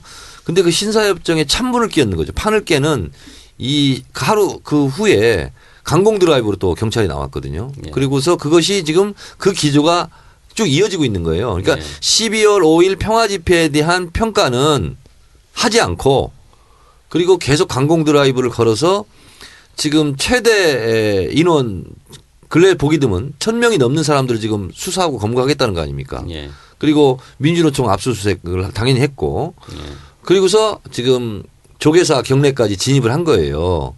그래서 저는 12월 5일 날 하루는 기분이 좋고 평화스러웠지만 그 이후의 상황은 또다시 12월 5일 같은 평화 집회가 또 보장이 될 수 있을까. 그것을 오히려 경찰이 지금 깨고 있다. 분위기상. 네. 이런 부분을 상당히 우려합니다. 저는. 그게 왜 그러냐면요. 지금 민주노총 측에서는 한상균 위원장을 체포하면 이것은 한상균 개인의 체포가 아니고 우리 민노총을 아예 없애려는 작태로 보고 우리는 총걸기 하겠다. 총파업으로 나서겠다 이렇게 얘기를 했단 말이죠. 네. 그럼에도 불구하고 내일 목요일 날 그렇게 체포를 하게 되면 또 한 번 우리 대한민국에 큰 갈등이 일어나지 않을까 걱정이 되는 거거든요. 지금 12월 19일 날 3차 집회가 예정돼 있어요. 그런데 박근혜 대통령이 이달 연말까지 노동개혁법 이른바 노동개혁법 5대 입법을 반드시 통과시키라고 새누리당한테 지시했잖아요. 네. 근데 이걸 강력하게 저지하고 있는 세력이 민주노총을 중심으로 한 노동 세력이잖아요. 이것을 강력하게 탄압해서 그 지도 핵심들을 검거해버리면 12월 19일 날 집회도 위축될 뿐만 아니고 그렇게 강공 드라이브를 계속 가야 12월 5일 날 평화 집회가 이루어졌기 때문에 마음 놓고 많은 반정부 시민들이 거리로 뛰쳐나오는 것을 막을 수 있다고 판단하는 것 같아요. 그래야 연내에 이른바 노동개혁 입법을 완료할 수 있다라고 하는 의도 속에서 이제 강공 드라이브를 하는 게 아닌가 이렇게 생각이 됩니다. 그러니까 당일날 오전에 12월 5일 날 오전에 제가 경찰청장하고 통화를 했어요. 트위터도 이제 날렸는데 그때 그러더라고요. 진압의 관점이 아니라 관리의 관점으로 오늘은 평화 집회를 보장하겠습니다. 그래서 제가 그랬어요. 이걸 외부에 공개적으로 발언해도 좋냐 그랬더니 그렇게 해도 됩니다. 그래서 제가 이제 트위터에서 네. 오늘은 진압이 아니다. 관리다. 경찰도 협조한다. 그래서 안심하고 나와라. 이렇게 된 거죠. 예. 그러니까 이런 집회를 다시는 경찰이 보고 싶지 않은 거예요. 그렇죠. 네.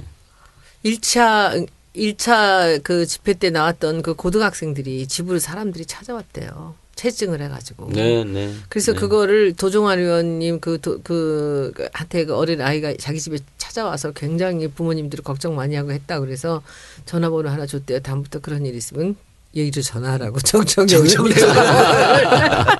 그래서 문자가 왔어요. 경찰이 위협하는 거죠 국민을. 그러니까 그 학생이 고등학생이 얼마나 황당하고 집안에서 당했겠어요. 무섭지. 집으로 경찰이 찾아왔으니까. 너 거기 있었지. 그래서 알고 있는 사람이 도종환 의원밖에 없으니까 전화를 해서 도 의원님 어떡합니까 하니까 도 의원님이 정청래한테 전화해. 전화번호 알아주면서 이제 그런 일 그러니까요. 있으면 여기를 전화. 네. 그런 전화 많이 오죠. 저는 사실 전국에 있는 모든 집회 시위가 있으면 다 저한테 전화 와요. 안영이기 때문에 그런가요? 네, 안녕이라고 다 그런 건 아니에요. 다 그런 건 아니겠지만. 심지어 어떤 동료 의원이 정부종합청사 앞에서 무슨 기자회견 겸 하는데 경찰이 덮쳤나 봐요. 그랬더니 자기가 얘기하면 되잖아요. 자기는 국회의원인데 나한테 전화가 가지고 의원님 좀 구해주세요.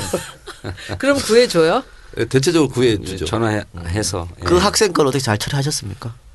근데 고등학생은 지금까지 경찰이 잡아간 적이 없고요. 없는데. 바로 훈방했고. 그냥 아마 본인이 좀 두려워서 아마. 겁나지. 그런 거고요. 그래서 이제 저랑 통화를 하면 이제 안심이 되니까 네. 도종환 의원이 제 전화번호를 네. 가르쳐 준 것 같고 그리고 이제 집회를 하다가 연행이 되잖아요. 그러면 이제 우리 안행위원들이 조편성을 해서 경찰서를 다 방문합니다.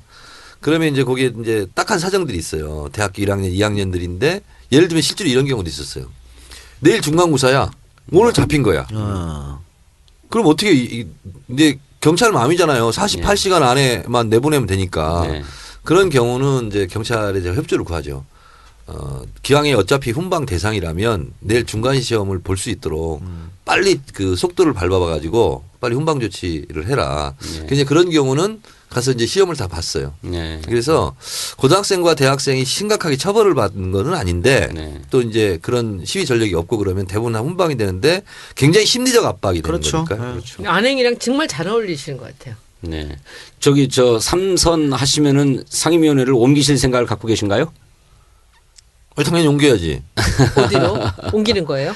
이게 지금 안행위하고 잘 만지신다고 하는 거 보니까 삼선 하시는 안행위원장으로 위원장 하셔야 되는 거 하셔야지 아닙니까? 그러면. 아니 근데 안행이 간 사이가요 진짜 힘들어요. 그렇죠. 네. 왜냐면 하는 일도 많을 뿐만 아니라 이 가지수도 너무 많고 경찰만 하는 게 아니잖아요. 네. 대한민국에 있는 모든 지방자치단체가 우리 다 소관이에요. 그렇죠. 중앙선 또 선관위 관련해서 선관위. 의원들이 나한테 전화 많이 해. 네. 아 이게 문제가 있는데 이것 좀 해결해 달라고 이런 것도 많고. 네. 그래서 좀 피곤해요 사실은. 네. 그래서 저도 그냥 정청래 개인이 혼자 집회 현장에 나갔으면 좋겠어.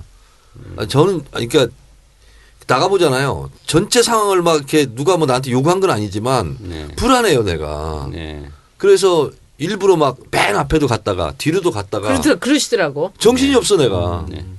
그래요. 우리 조교사 얘기하다가 여기까지 흘렀는데 그 1995년 김영삼 정권 때 한국통신노동조합의 위원들이 조교사에 들어갔었는데 그때 경찰들이 강제로 끌어낸 거죠. 그렇죠. 체포요. 그래서 결국은 종로경찰서 서장이 나와서 사과하고 그것도 네. 못 알아서 국무총리까지 사과하는 일이 벌어졌습니다. 그러니까 네.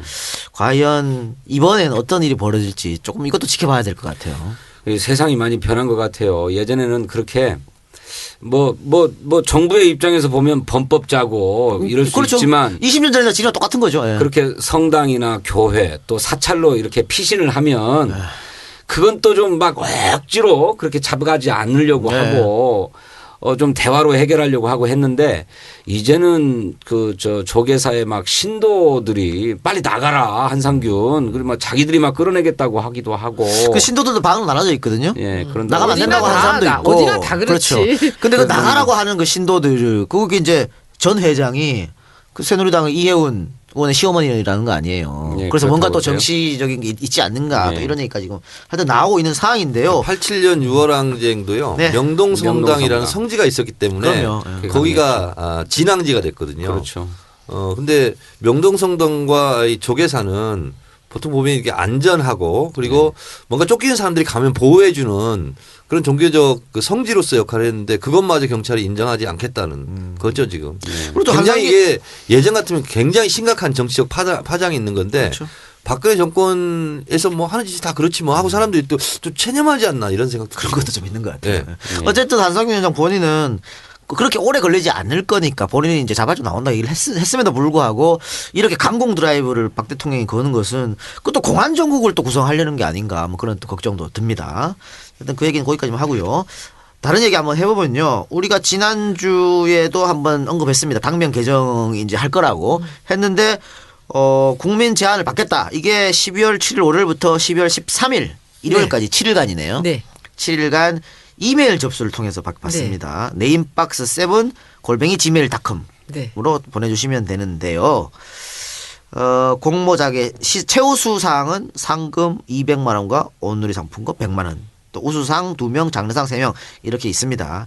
이렇게 있는데 어쨌든 이렇게 모아가지고 접수를 받아서 당명을 바꾸겠다는 생각인데 아직 다 접수가 완료되지도 않았는데 일부 언론에서 이미 지금 흘러나오고 있더라고요. 그건 뭡니까? 왜 그런 겁니까? 그거 전혀 모르는 사실이에요. 본인들이 막 지어내고 하는 겁니까? 그게 왜냐하면 전에 누군가가 그 새정치민주당으로 간다라는 걸 기정사실화 했던 사람들이 있었어요.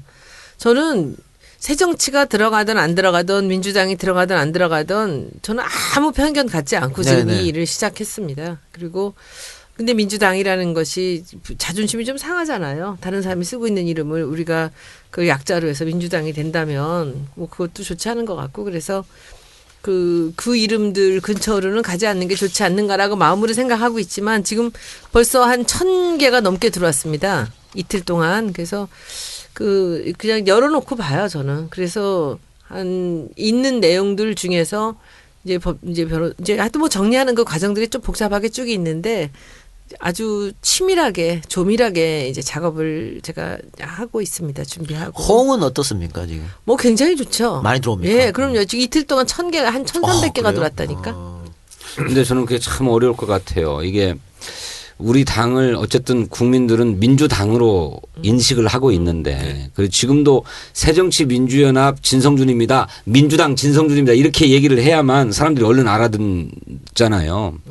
근데 그 민주당을 쓸 수가 없는 조건에서 어떤 이름을 만들어내면 우리 국민들이 친숙하고 또 부르기 쉬운 이름으로 기억할 것인지. 제가 그날도 그 기자간담회 때 얘기를 했는데 제가 좀 더 구체적으로 말씀을 드린다면 여러분들이 제가 하는 말을 믿을 수 있는지 믿으실지 아닐지 저는 모르겠습니다. 저는 이기는 이름을 만들고 싶어요. 민주당이 아니어도 예. 예. 지금 이기는 이름을 만드는데 우리가 만드는 이름이 총선에 전략하고 딱 맞아 떨어져야 돼요. 네. 근데 저는 전 총선밖에 생각 안 해요, 요즘에는. 총선에 우리가 어떤 정책으로 어떤 전략으로 나갈 것인가, 전술과 전략을 어떻게 써서 우리가 이겨야 되는가, 너무나 어려운 싸움이에요. 근데 그 싸움에서 이기기 위해서 그 정책적인 것들, 이 전략을 굉장히 많은 생각을 하고 있어요. 근데 그거는 이 전략위원장님이 생각하시는 거랑 아주 많이 다른 쪽 일이에요. 제가 하는 네. 거는. 네. 저는 표가 요건 50만, 요거는 20만, 이거는 100만 이렇게 계산해요. 정책 하나당. 네. 이제 그렇게 생각을 하는데 예를 들면 제가 하나 지금 뭐 알려드릴 수 있는 거. 저는 우리가 과반수가 되면 담배값 바로 원상복귀 시키겠는 거. 이거 법안 만들 거예요. 그런 얘기 할 거예요. 그럼 몇마니까 얼마일까. 그러면 사람들한테 물어보면 그럼 무조건 찍는다라고 얘기하는 사람들 많아요. 근데 이런 것도 이제 그다음에 그 베이스를 다 만들어야 되겠지만 그런 내용들 그리고 우리가 가야 될 길, 민생을 어떻게 살릴 것이고 우리가 인권은 어떻게 할 거고 이런 여러 가지 사안들을 제가 거기다 넣어놨어요. 맵에다가. 근데 그 맵이 거기 있는 모든 단어가 다 합해져서 한 이름이 되지는 않을 거예요. 그중에서 가장 중요한 것이 이름에 그 골자로 뼈대로 들어갈 수도 있고 또 그렇지 않고 이것들이 뭉뚱그려져 좀 더 나은 미래를 위한 그런 이제 세상을 알려주는 그런 이름이 될 수도 있어요. 그러나 저는 이기는 이름을 할 거예요. 우리 이름이 총선에서 이기는데 도움이 돼야 돼요. 그것이 연결이 돼요. 통합 마케팅이죠. 말하자면. 이름에서 출발해서 안철수 의원님 뭐 그러잖아요. 먼저 혁신하고 이름을 나중에 해도 되지 않느냐. 이름부터 해야 혁신이 쉽습니다. 원래가 그 언어가 행동을 리드하는 경우가 굉장히 많아요. 그러니까 우리가 그럼 교훈 이런 거 좋은 있잖아. 당명이 갑자기 생각났어요. 뭐 정청래당. 어때? 아, 그 사당입니까? 정의롭고 깨끗하고 미래를 여는 당. 정청래당. 개인으로 나중에 뭐가 되시면 한번 해보세요. 탈당해서 혼자 만드세요. 아니 근데 지성진은 아까 그런 얘기했는데 나는 있잖아 좀 다른 경우가 있어요. 뭐냐면 제 이름은 알아. 아 정청래 의원이죠? 예. 근데 무슨 당이에요? 이렇게 물어보는 사람도 있어. 네. 진짜로. 네, 아 그렇죠. 그런 경우 많아. 그러니까 당에는 별로 관심이 없어요. 네. 워낙 티니까. 우리 이제 정청래 의원 유명하시니까 그런 네. 거고. 아니 보통은 이제 새정치민주연합입니다 그러면 민주당 이렇게 그렇지. 하시는 분이 많죠. 그렇죠. 그건 그런데 어제 재밌었어. 어제 저기 뭐? 토론회에서 옆에 이제 우리 당에 일을 도왔던 어른이 계셨는데 그 옆에서 그 좌장이 물어보면서 3번을 민주당이라고 묻는 거야. 네. 근데 이 사람이 새정치민주연합입니다. 딱 이러는 거야. 누가? 백발의 노인께서 관훈 토론에서 이분이 죄송합니다. 새정치민주. 아 패널이 그렇게 물어봤다고? 아니 누가? 여기 관객이. 관객이. 네. 패널이 3번을 잘못 말한 거지. 그러니까 말하니까. 패널이 민주당이라고 얘기하니까 관객에서 똑바로 당 이름 근데 얘기해라 그 이렇게. 사람들 많은 데서 소리를 탁 지금 노인이. 얼마나 오늘 심각하면 이름이. 오늘 얘기를 들으니까 천정배 신당이 당명을 국민회의. 국민회의로 하기로 했대요. 아 그래요? 네. 옛날 DJ가 쓰셨던 예전에 DJ가 새정치 국민회의. 그렇죠. 민주당이었지. 민주당에서 탈당해서 민주당에서 만든 거죠. 탈당해가지고 새정치 국민회의를 만들었죠. 네. 그렇게 해서 근데 집권을 했는데 제가 보면요. 이 참 절대로 우리가 이 정신 똑바로 차리고 이제 절대로 다시는 범하지 말아야 될 오류가 뭐냐면은 당을 쓰지 않는 이름은 당이 되기가 참 힘들어요. 뒤에다 당을 붙여야 돼요. 그러면 이 우리 새정치민주연합을 그 뒤에 연합 때문에 너무나 문제가 많이 생긴 거예요, 사실은. 그때 원래 새정치민주당 그렇게 했어야 그렇게 돼. 했으면 지금 이런 문제 없어요. 민주당도 안 뺏겼고. 내가 그때 강력하게 내가 주장을 했는데 연합은 이건 아니다. 아니죠. 새정치민주당 그럼 되는 거예요. 그랬으면 지금 너무나 아무런 그리고 문제 약자로 없었어요. 민주당 쓰면 민주당 되는 쓰면 거야. 되는 거였지. 그거요. 그걸 저 통합의 한 세력이 완강하게 반대했잖아요. 그렇죠. 예, 예. 그건 뭐 새 당이 안 되고 도로 근데 지금 민주당이다. 또 이러면서. 국민회의 하면 그럼 그 당 이름은 뭐야? 국민회의 당이야. 그건 뭐 천정배 신당에서 하겠다고 한 거. 그런데 그것도 역시 역사적인 이름이에요. DJ의 유산을 받아오겠다는 거 그렇죠. 아니에요? 그래 네. 편하러 한 개 더 얻어보겠다. 누가 알아? 그런데 그걸. 색깔은 노란색이 아니야. 오렌지색. 오렌지색으로. 나왔어요 벌써? 네, 오렌지색. 상징색을 오렌지색으로 하기로 했대요. 빙그레네. 빙그레? 야구단. 하나이글스. 예. 알겠습니다. 어쨌든 여러분들 아직 시간이 있으니까 많이 좀 참여 좀 부탁드리겠습니다. 네. 그리고 손혜원 위원장이 공약으로 하겠다는 거 담배값 네. 도로 돌리는 거. 그래. 아, 제가 여름에 이야기한 건데. 진짜? 아 근데 저는 뺏어가셨네. 그거는 좀 신중해야 이 된다고 생각합니다. 작가가 아니, 그러지 할수 것 있어요. 같은데. 아니, 제가 그거 꼭 했어, 여름에.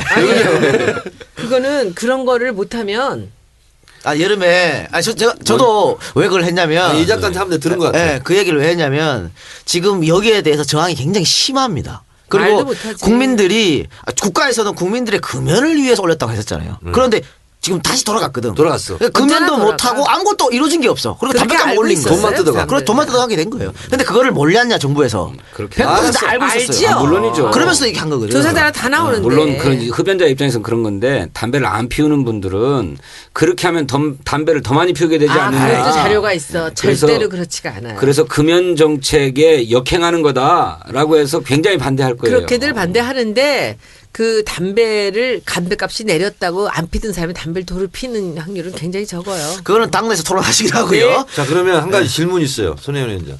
가계 부채 특별위원회는 몇 표짜리 특입니까? 그거는 이 소비자들한테 직접적인 혜택이 뭐가 있다고 도움이 잘 안 돼요. 안 와요. 아니, 도움이 많이 되지. 왜냐면 갚을 수 없는 사람들이 많아요. 그래서 가계부채를 탕감해 주는 건데 그 주빌리 은행과 뭐가 다르죠? 주빌리 은행이 같이 참여하고 있죠. 아, 이 같이 특위에. 참여하고 있습니까? 같이 네. 있어요. 거기 위원장. 그렇지. 알겠습니다. 위원장이시군요. 주빌리 은행장은 이재명 시장이던데. 이제 오늘 이재명, 오셨어요 아침에. 유정일. 은행장보다 위원장이 더 높습니까? 당연하지. 한점 있죠. 상무급이야, 상무급. 얼마 전에 알겠습니다. 하나증권에서 그거 제일 먼저 뭐 몇백 얼마 몇십억 그러니까 최근에 지방자치단체 이제 은평구청에서요. 김우영 구청장이 이제 추진 단장인데 사례를 하나 만들었더라고요. 뭐 주변 은평구에 있는 종교단체 이런 데서 1,000만 원을 기부받아가지고 46억을 샀대요. 그래서 네. 그걸 그 말소했어요. 네. 그래서 이런 것처럼 그래서 재윤경 그 대표 말 들어보니까 지금까지 한 1억 정도 기금을 마련해서 1,000억을 태웠다고 그러던데요. 네. 그러니까 굉장히 성과적인데 그래. 문제는 그것이 시민의 기부를 받아서 재원을 마련한다는 한계가 있는 거죠. 저는 그거 국가 예산으로 이를테면 주빌리은행을 설립하고 해야 된다. 그건 우리가 이렇게 집권하면 하면 생각합니다. 되죠. 그거. 아니 그래서 지금 이제 가계부채 특별위원회 목표가 네. 법도 한 7개 네. 핵심 법안을 이제 통과시키는 거고 그다음에 지금은 이제 기부를 받아서 이제 이 말소를 시키는 과정을 하는데 그것이 이제 붐이 일어나면 네. 이건 공적 자금을 투입해라. 예, 예. 그래서 그런 목표까지 가서 네. 1조 원을 탕감하는 게 1차적 목표입니다. 네. 네, 알겠습니다. 네. 자, 그러면 다음 순서. 진짜 셀프 디스. 오늘은 누구를 섭외하셨습니까? 오늘 섭외 담당이 정청래 의원이기 때문에. 너무 좋아. 네. 누구를 섭외하셨습니까? 아, 제 카톡으로 네. 오늘은 누굽니까? 이렇게 그 문의가 왔어요. 네. 우리 그 진짜 팀에서 네. 그래서 제가 바로 1분 안에 답을 했어요. 네. 신경민 의원이다. 그랬더니 이렇게 전광석 같은 섭외가 할 수 있느냐 그래서 네. 그 옆에 앉아 있었어요. 이쪽 가만있어. 그래서 바로 섭외할 수 있었어. 네, 의총 옆에 앉아서 오늘 오케이 해서 오케이 된 겁니까? 그리고 또 하나는 본회장 있는 데 있잖아요. 네. 제 대학 동기가 저한테 카톡을 또 보내왔어요. 문재인 대표를 응원한다. 그리고 잘 꿋꿋하게 버텨라. 이런 응원 카톡이 왔어. 그래서 그걸 문 대표한테 바로 보여드렸어. 보여드리고 다시 내가 답 그랬어. 문 대표한테 직접 보여드렸다. 그랬더니 아니 이렇게 전광석 같은 답변이 또 있다니 그래서 본회장 바로 옆에 있다. 이렇게 얘기했지. 그래서 섭외를 오늘 잘 했고요. 네. 그래서 신경민 의원 MBC 앵커로서 날렸던 분이죠. 네. 젊은 줄 알았어 그분도. 음. 보니까 저보다 위대요. 아, 그래요? 예. 그리고 오늘 지금 뭐 연결을 하는 도중에 말씀드리면 됐으면 연결하고 얘기합시다. 스피커폰 하신 거죠? 네 안녕하세요. 저는 손혜원입니다 의원님. 아, 예, 예. 안녕하세요. 오늘 네. 저기 정청래 의원님한테 소개받고 오늘 셀프 디스 하시는 너무 감사합니다 해주셔서 준비해 놓으셨어요. 뭘 얼마나 해야 되나요? 아니 뭐 다른 거 말고 그냥 본인의 어떤 지금까지 잘 고백하지 못했던 나는 참 이런 점이 난 마음에 안 들어라는 그런 본인의 약점을 한번 몇 가지만 얘기해 주세요. 혹시 있을까요? 짧게 뭐 한 1분? 1분 이 정도면 되는 거죠? 아 그럼요. 더 하셔도 돼요. 네. 더 할 것도 없어요. 예, 그럼 어떻게 하면 되죠? 뭐 어떤 게 본인이 생각하시고 계신 본인의 약점 좀 말씀해 주세요. 제 약점은 뭐 많죠. 네. 저도 뭐 사람이니까. 근데 이제 우리 보좌진들한테 물어보니까 아직도 기자인 줄 알고 살고 있는 그 너무 재밌다. 아직도 MBC 한인인 줄 알고 있다고 그렇게 얘기를 하네요. 에, 그래서 너무 재밌다. 그러고 이제 뭐 제가 이 생긴 대로 개그를 잘 못합니다. 그래서 개그를 한다고 하는데 썰렁 개그를 하고 진심으로 들려가지고 뭐 사람들이 이게 개그인지 진심인지 분간을 잘 못하고 잘 웃지를 못한다고 그러고 또 더 얘기해봐라 그랬더니 뭐 립 서비스를 너무 못해가지고 제가 한번 그런 일이 있었다고 그래요. 졸업식에 가서 축사를 하라고 그랬더니 당신들 나가면 이제 정글에 들어가니까 몸 조심하라고 제가 그렇게 축사를 했대요. 그러면서 아니 그 축사를 하라 그랬더니 너네들 몸 조심하라고 이렇게 축사하는 국회의원이 세상에 어딨냐고.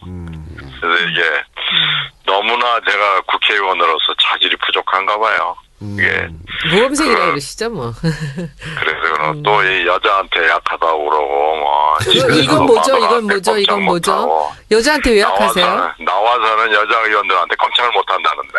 의원님들한테 우리 당 여자 의원들이 좀 세서서 그럴 거예요. 혹시 박영선 의원한테 더 꼼짝 못하는 거 아니에요?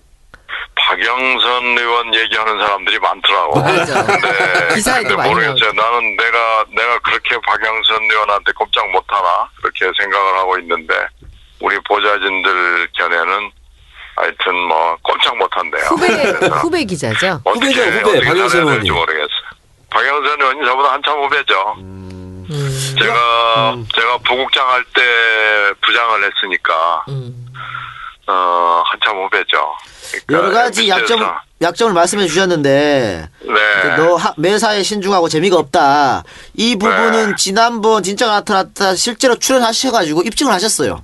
재미없는 사람이란 걸. 예, 입증을 되셨고요. 그러면 거짓말 못하겠네. 네, 처음에 말씀하신 아직도 기자인 줄 안다. 이런 건 어떤 걸 뜻하는 걸까요? 아니 그러니까 뭐 이렇게 너무 분석만 하고 있다는 거죠. 가가지고 막 조지고 두드려 패야 되는데 아직도 기사를 어떻게 쓰지 이러고 있는 것 같다는 모습을 보인다고 이제 얘기를 하는데 저는 일리 있는 지적이라고 생각합니다. 그런 것 같아요. 그럼 막 조지고 막말하고 이런 건 정청래 의원이 잘하시는데. 그래서 정청래 의원한테 배워야 되나. 제가 보기에는요, 의원님 예. 너무 늦게 오셔서 그래요. 기자를 너무 오래 하셔서 기자를 제가 사실 너무 오래 했어요. 그렇죠. 30년을 넘게 했으니까. 맞아요. 그래서 그게 그렇게 하루아침에 이게 바뀌긴 쉽지 않겠죠. 기자가 훨씬 더 익숙하신데. 근데 제가 여쭤볼 거 있어요. 잘못 왔나 하는 생각도 많이 합니다. 저기 여쭤볼 거 하나 있어요, 의원님. 예. 제가 와가지고 그 한 2주인가 3주 지났을 때 이제 그때 그 보좌관하고 내려오셔서 그때 한번 뵀잖아요. 네네. 이제 그때 그 현수막 때문에 뭐 너무나 기가 막히게 지금 분석된 자료를 저한테 주셔갖고 제가 굉장히 도움을 많이 받았어요, 그때. 그러셨어요? 근데 어때요? 그때 이렇게 저한테 현수막 제대로 챙기라고 하셨는데 그 뒤로 이제 제가 온 지 벌써 5달이 됐어요. 조금 나아졌죠. 조금이라고 그러시네. 아주 많이 나아진 것 같지는 않습니다. 어떤 면이 좀 불편하세요? 가령 예를 들어 지금 우리가 예산이 말하자면 1년 장사의 끝이잖아요. 네네. 그런데 새누리당은 그 경로당이 있는 데다가는 경로당, 학교 있는 데다가는 학교, 가난한 사람이 있는 데다가는 가령 뭐 복지 예산을 해가지고 자기들이 다 한 것처럼 현수막을 이렇게 세분하게 붙여놨는데요. 우리는 그게 오늘인가 어젠가 예, 어제부터 붙었어요. 근데 그게 의원님 제가 이제 핑계라고 한다면 제가 이제 저한테는 아마 소문 났을 거예요. 저한테는 뭐 이런 거 해달라면 저는 즉각 시행하면 그 다음날 아침에 달게 해드려요. 굉장히 빨리빨리 제가 잘하는데 이게 뭘 다느냐 어디 다느냐라는 건 또 제 소관이 아니거든요. 그래서 그렇죠. 예. 요즘에 그래서 그 부분 때문에 또 얼마 네. 전에 박강호 의원께서 또 그거 제대로 누군가가 이 네. 정책에서 이 얘기를 해야 되지 않겠느냐 해서 다시 한번 좀 장치를 해주시는 것 같아요. 그래서 아마 맞는, 네. 이제 네, 그럴 겁니다. 조금씩 더 낮을 거고요. 이제 다행인 네. 거는 저희가 일하는 거는 아주 짧게 아주 컴팩트하게 할 수 있게끔 제가 그건 해놨어요. 그렇죠. 예. 아무래도 이제 그 디자인 관련하고 콘텐트 관련하고는 조금 다른데요. 네. 현수막은 디자인도 중요하지만 타이밍도 굉장히 중요하거든요. 그렇죠. 위치하고 타이밍하고 네, 그 위치 메시지하고 아주 중요하고요. 디자인하고. 근데 예. 그런 거에 대해서 우리가 좀 많이 모자라지 않나 싶고요. 신경민 의원님, 네. 정청래입니다. 아, 예, 예. 네. 그 손혜원 위원장은 무죄고요. 아니야. 그런 걸 어떻게 잘 붙일까 하는 거 잘못한 것은 다 진성준 의원 탓이에요. 아니야. 그렇구나. 전략적으로 그걸 다 아니야, 보고 아니야. 해가지고 이게 아주 학교 앞에는 학교 예산, 가난한 분들한테 가난한 뭐 복지 예산 이런 거 달아야 되는데 네. 진성준 의원 때문에 그렇게 된 거예요. 아니야. 아, 지금 손 위원장은 무죄시구만요. 무죄고 아니야. 진성준 유죄. 이제 아마 알고 알겠습니다. 있으니까요. 맞아요. 조금씩 그런 것 낮을 같네요. 거예요. 우리가 네. 전체적으로 착하죠. 근데 하여튼 이 전통적인 홍보 방법이 선거나 정당판에서는 무지하게 중요하다는 것을 그렇죠. 우리가 알고 있는데 손 위원장이 오셔가지고 업그레이드 시킨 대목은 저희들이 대단히 고맙게 생각합니다. 그래서 하여튼 오늘 아이고. 셀프 디스 너무 재밌고요. 오늘 건 재밌었어요. 아, 제가 그러다 보니까 또 이 여자의 약하다 소리 듣겠는데. 아, 그렇지 않습니다. 제가 나중에 한번 올라갈게요. 밥 한번 사주세요. 아이고, 알겠습니다. 네네, 연락 알겠습니다. 드리겠습니다. 오늘 너무 감사드립니다. 네네. 네, 네. 고맙습니다. 네, 고맙습니다. 네, 이렇게 해서 신경민 의원의 셀프 디스 코너는 끝내고요. 저 질문이 저 있는데. 한 말씀 게 네, 새정치민주연합은요. 네. 서울시 의회에서 편성한 예산까지도 국회의원은 자기가 했다고 현수막을 막 걸어요. 저희 저 강서 지역구 김성태 의원 서울시 의회가 한 것도 자기가 한 자기가 거라고 막 했다고? 걸어. 예. 진성준 의원 예. 그런데 너무 일희일비하지 말고 예. 남 신경 쓰지 마. 본인 것만 생각해. 아 근데 저희가 그렇지? 예산 아무것도 딴 게 없어요. 그렇지. 그리고 하여튼 우리 당이 전략이 문제야. 홍보는 잘해. 예, 홍보는 잘하고 있어요. 대호 각성하고요. 예, 예. 최고위원회 또 대호 각성해야 되겠네. 네, 알겠습니다. 다음 코너 마지막입니다. 손혜원이 묻고 정청래, 진성준이 답한다. 이거 손혜원 위원장이 직접 묻는 건 아니고 국민들이 저 손혜원 위원장 페이스북 SNS에 남겨주신 거 대신해서 제가 묻는 오늘 겁니다. 3개 골라왔는데 네. 짧게 3개 하겠습니다. 네, 짧게. 피곤한데 그냥 짧게 여기서 해주세요. 그만하면 하나만 안 돼? 할까? 예? 하나만 할까? 2개만 해주세요. 하나씩 2개. 하나씩. 예. 에드워드 남이라고 외국 사시는 분인 것 같아요. 이분이 이렇게 보내오셨어요. 아, 이건 너무 좀 슬픈 얘기라 그만하자. 그 다음으로 넘어갈게요. 아까 좀 비슷한 게 해서 요거 되게 재밌어요. 이게 현성 씨라는 분이 보내왔는데 제가 보기에는 많은 국회의원들이 이중인격자로 보입니다. 그 이유는 문 대표를 사퇴하라고 요구하는 사람들도 당 쇄신을 지지하는 것 같지는 않고 진정성도 없어 보입니다. 의원님들 의견을 듣고 싶습니다. 그건 호위무사가 얘기해야지. 문재인 대표 사퇴를 주장하는 분들이야말로 당 혁신하고는 거리가 먼 분들이죠. 현역 의원으로서의 기득권을 지키기 위해서 문재인 대표를 끊임없이 흔들고 있는 거고 마침내는 사퇴하라고 요구하는 거라고 생각합니다. 그러니 문재인 대표 사퇴를 요구하는 분들은 혁신하고는 거리가 멀다. 그건 정답입니다.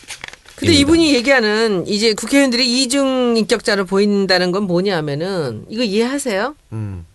왜 이중인격자로 보인다고 한다는 것 같아요? 그래서 이제 저는 아주 쉽게 이해해 이거. 그래요? 이거 뭐냐면은 본인 얘기를 솔직하게 해. 이게 사퇴하라 그러고 이 당이 엉망이고 뭐 국민이 어떻고 이러면서 사퇴하라 그러는데 네. 실제로는 자기 이익을 뒤에서 숨겨놓고 한다는 거죠. 근데 앞에다 내세울 때는 항상 문 대표 사퇴할 때는 항상 당을 위해서 사퇴하라 당을 그래요. 위해서 국민을 위해서. 네. 아.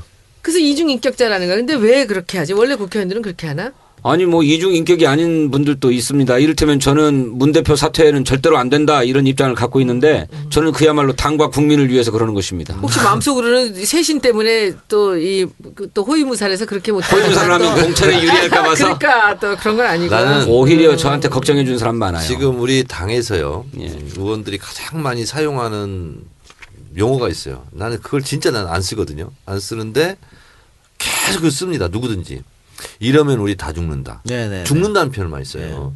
진짜 죽을 지경인 건 국민인데. 그러니까. 그래 나는 이 표현을 쓸 때마다 나 너무 진짜 좋다. 이 소름 돋아요. 네. 막 닭살 돋고 아니 무슨 우리가 다 죽는다 그러면 진짜 죽는 거냐고. 그러니까 개인의 사익을 위해서 정치를 하는 게 아닌데 그렇잖아요. 네. 그렇게 보이잖아요. 이거 사실. 짧은 그래서 거. 죽을 지경인 국민들을 생각을 하는 것이 실제로 아니잖아요. 네네. 그러니까. 그러면서 우리 이러다는 다 죽는다 뭐 하는 거 있잖아요. 이 추상어 있잖아. 추상어. 그좀안 썼으면 과격한 좋겠어, 추상어. 이 나 얘기 이거 안 듣고. 썼으면 좋겠어. 요거 짧은 질문 또 하나 할게요. 2개 더 할게요. 내년 총선에 실패하면 정치적 소명이 끝이라고 하신 문 대표님의 토론을 들었습니다. 만일 그렇다고 하면 좋지 않은 모양새로 고생만 하시고 정치를 그만두어야 되는데 두 분들 생각에는 어떻게 되실 것 같습니까? 이렇게 물어요. 참 어려운 질문이죠. 저는 그 질문을 예상을 못했는데 그냥 생각나는 대로 제가 답변을 드리면 이기더라도 어떻게 이기느냐. 설령 결과가 안 좋아서 그렇죠. 패배를 하더라도 어떻게 패배를 하느냐. 음. 이거에 따라서 국민들의 평가는 달라지거든요. 진짜 최선을 다했고 물리적으로 어쩔 수 없었다. 그것은 익스큐즈가 돼요. 근데 충분히 잘할 수 있음에도 불구하고 망쳤다. 이런 경우는 회상이 불가능하겠죠. 그래서 저는 의석수에 연연하지 말고 문 대표께서 지더라도 나는 명예롭게 떳떳하게 당당하게 지겠다. 한다면 저는 이길 수 있다. 이렇게 보고 있거든요. 저도 그래서 그렇게 생각해요. 어려울 때일수록 기본과 원칙으로 돌아가라. 맞죠. 이 말을 문 대표께서 명심하셨으면 설령 결과가 안 좋다 할지라도 그것은 정치적 생명이 끝나는 것은 아니고 또 다른 시작이 그때 될 수 있다. 이렇게 네네. 생각합니다. 그리고 이분은 건다고 하시면 진짜 건 거거든요. 이렇게 걸고 가면 할 수 있습니다. 저는 그렇게 생각하고요. 세 번째 마지막 질문입니다. 이걸로 오늘 마무리하면 될 것 네. 같아요. 두 분 각자 한마디씩 해주세요. 이 김명희라는 분이 보내주셨는데 새정치민주연합의 정체성은 대체 무엇입니까? 그거는 진성준 의원이 먼저 하나씩 다 대답해봐. 해보세요. 좀 하는 거 듣고 야, 나도 나는 한번 이런 얘기 얘기해보게요. 들으면 아주 그냥 우리 당의 1차적인 정체성은 민주주의죠. 민주주의라고 저는 생각합니다. 우리 당은 김대중 대통령을 중심으로 해서 반독재 민주화 투쟁을 벌여왔고 그런 결과로 수평적 정권 교체라고 하는 역사적 위협을 달성했습니다. 민주주의를 빼놓고는 새정치민주연합 또는 민주당을 얘기할 수 없다고 생각합니다. 두 번째로는 중산층과 서민의 정당이죠. 그래서 우리 당은 기득권을 가진 특권층을 대변하는 것이 아니라 우리 사회의 건전한 중심을 이루고 있는 중산층 그리고 우리 사회의 바닥을 이루고 있는 우리 서민 민초 대중들을 대변하고 그들의 이익을 제1야당이 실현하는 너무 그렇게 또 하는 것도 것이다. 맞나? 저는 중산층과 서민을 그러면 대변할 반대로 정당이라고 새누리당은 기득권과 부자를 위한 정당이라고 생각하시는 겁니까? 저는 그렇게 생각합니다. 아, 그렇게 나누면 안 되지 않나? 아니 당의 정체성이니까 충분히 할 저는 그렇게 정체성은 생각합니다. 그렇게 얘기해도 우리 저 되나? 정청래 그러면- 초보님 네. 저는 대한민국이 법치국가이고 모든 법의 으뜸인 법이 헌법이잖아요. 헌법이 130개 조항으로 구성되어 있고 그 130개 조항을 압축 요약해 놓은 것이 헌법 전문이잖아요. 저는 헌법 정신에 부합하는 당이다. 그렇게 생각합니다. 그러나 그 헌법 정신에 부합하는 그 정체성에 어울리지 않는 검은 콩들도 많이 끼어 있다. 저는 그렇게 생각합니다. 여기 우리 구성원 중에 네. 그래서 헌법 전문은 그 정신은 간단합니다. 상해 임시정부의 법통 3.1운동 이걸 계승하는 정당이고요. 불의한과 4.19 민주이념을 계승하는 정당이고요. 그다음에 조국의 평화적 통일과 민족의 대단결 평화를 호소하는 정당이고요. 그리고 사회적 구습과 악습을 타파하는 정당이고요. 그다음에 인류 평화와 공존 그리고 모든 국민의 기회를 균등하게 배분한다고 하는 이런 복지 정책 이런 것을 우리 당이 목표로 하고 있잖아요. 그래서 헌법 정신에 부합하는 정당 그것이 저는 우리 당의 정체성이다 이렇게 생각하고 있습니다. 검은 콩들은 속아내야 됩니까? 어떻게 해야 됩니까? 그래서 국민들이 알아서 알겠습니다. 그럼 제가 마지막으로 속아내 주시기 바랍니다. 알겠습니다. 마지막으로 한마디만 제가 여쭤보죠. 그 문 대표께서 정의당 포함해서 천정배 신당까지 다 아울렀으면 좋겠다 이런 말씀 하셨잖아요. 그게 지금 물밑 작업이 진행되고 있는지 아니면 문 대표만의 생각인지 또 두 분은 거기에 대해서 어떻게 판단하고 계신지 다 아울러야 된다고 생각하는지 이대로 가야 된다고 생각하는지 그거 한 번씩 좀 해주시고 방송 끝내도록 하겠습니다.